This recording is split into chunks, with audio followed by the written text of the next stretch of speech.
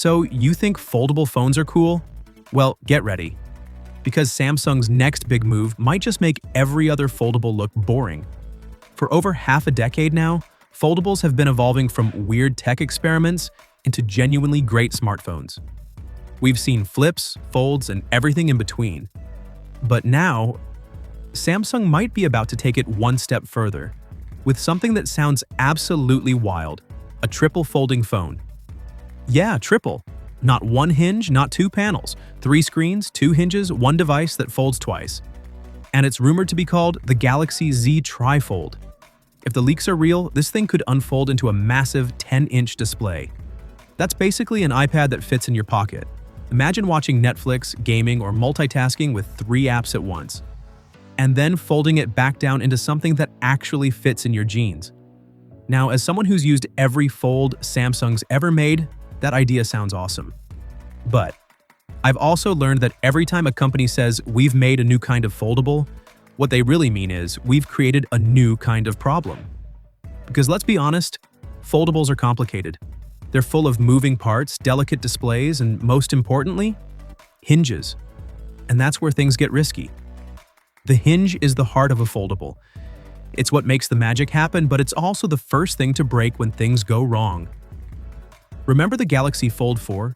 People reported cracks, creases, even dust sneaking in through tiny gaps. Samsung's fixed a lot of that since, but every new hinge design is a gamble. Now imagine 2 hinges. Double the movement, double the stress, double the chance that something, somewhere, goes wrong. Leaks suggest the Trifold will have 2 inward folding hinges, meaning it'll fold up like a letter Z. You'll still have a cover display for quick stuff, but when you open it all the way, boom, full tablet mode. Sounds incredible, right? The problem is dust. Even Samsung's latest Fold only has an IP48 rating, which is decent, but not perfect. Google's Pixel Fold, for example, has IP68 protection, meaning it handles dust and water a lot better.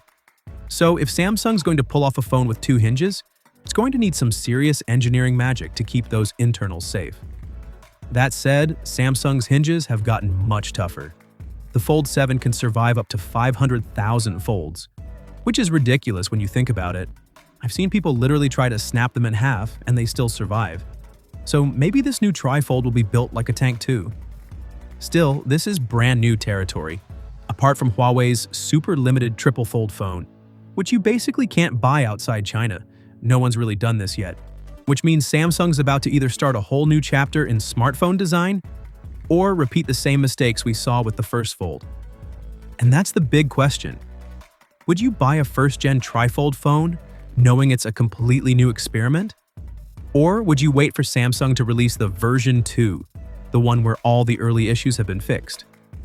Personally, I think I'd wait, because as much as I love bleeding-edge tech, sometimes the smartest move is to let someone else be the guinea pig. But hey, that's just me. What about you? Would you go all in on the Galaxy Z Trifold the moment it launches? Drop your thoughts in the comments below. I'd love to hear what you think. Thanks for watching, and I'll see you guys in the next one.